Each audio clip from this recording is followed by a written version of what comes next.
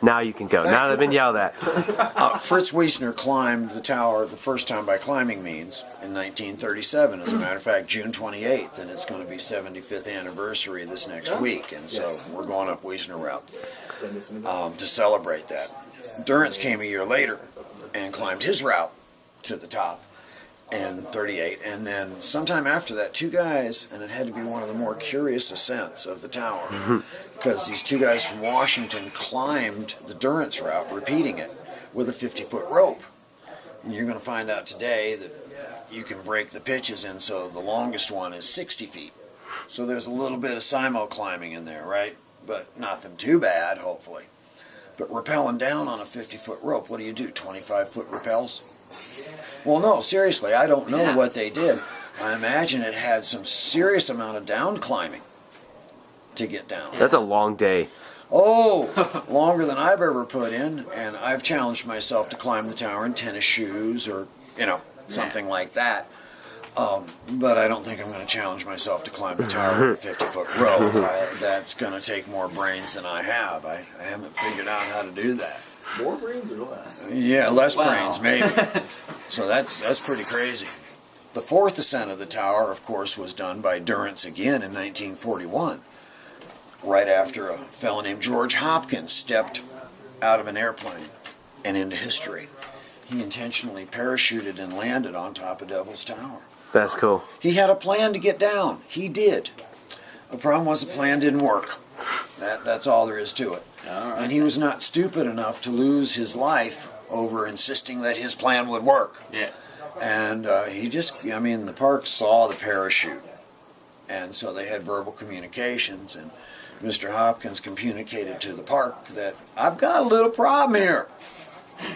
Helicopters were not functional in 1941, so that wasn't going to work. So he was stuck. Tower had only been climbed 3 times. That was it.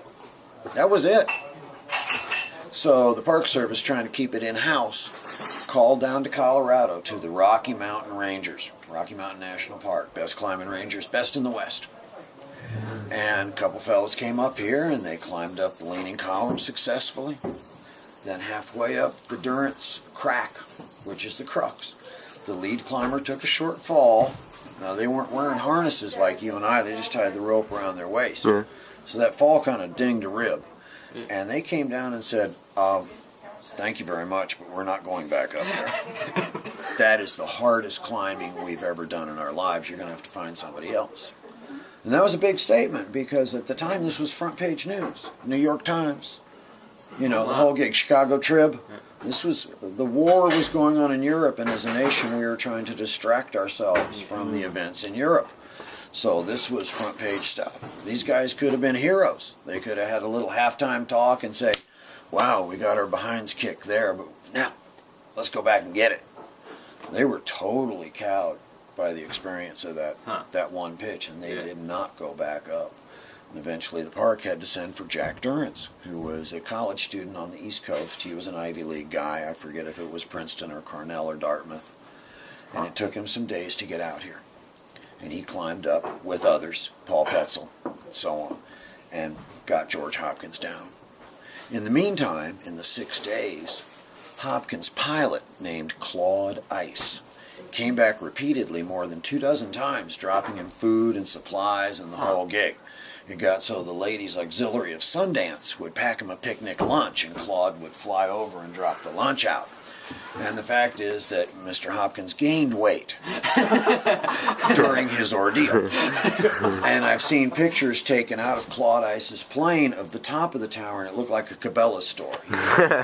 All kinds of tents and bags and food and whatnot, everything but companionship. He was alone for 6 days. So, and rope to get down. Yeah, rope to get down, yeah. I got to meet Mr. Hopkins when I was a park ranger here in '76. I'd seen plenty of pictures of him, and I was on the front gate saying, $2, please. And here this guy pulls up in a family station wagon, hair slicked back like Clark Gable. And I didn't want to jump out the window and say, hey, you're George. I said, I think you've been here before. And he turned his head and said, yeah, I have. And just to ice it, I said, have you been back since 1941? And he says, no, I haven't. I just wanted to bring the wife and kids to come see this place. And he had a young Hispanic wife and 3 little girls bouncing in the back seat. Very happy family. And later I learned that after setting a record for number of jumps in a 24-hour period and a 12-hour period, he went to Hollywood for the war movies, and he was the guy with the flaming parachute and all the rest, jumping out of airplanes. But somewhere in there that had nothing to do with a close call or a near miss, he had an epiphany and said, you know what? I've jumped out of airplanes enough. I'm done with it. Seriously. And he quit jumping. And he spent the bulk of his life managing a small airport, I think it was Lodi, somewhere in the Central Valley of California. And when I met him in '76, he was a very, very happy man. I believe he passed away in 1985. Don't hold me to that date. About 10 years later. So that's part of the story of George Hopkins. But enough of that. Let's go climb when he's That's cool. Later that afternoon, when we did climb the tower, we actually found the cans that George Hopkins had left on top of the tower. Legally, they are now antiques, so you're not allowed to touch them. Like, I may have, but you can't prove anything, I think.